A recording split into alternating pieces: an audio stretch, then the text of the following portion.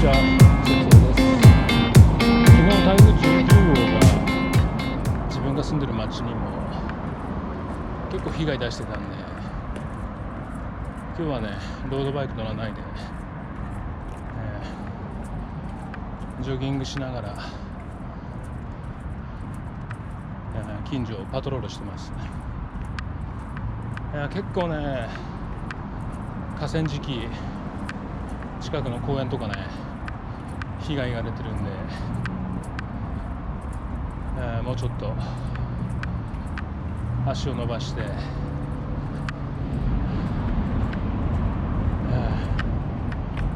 パトロールしていきます。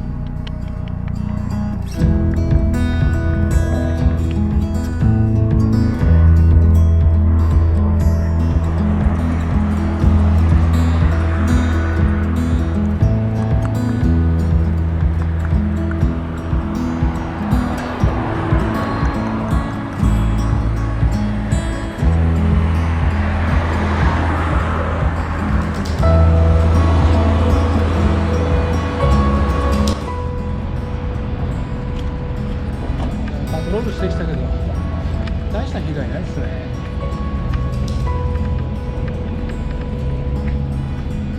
よかった。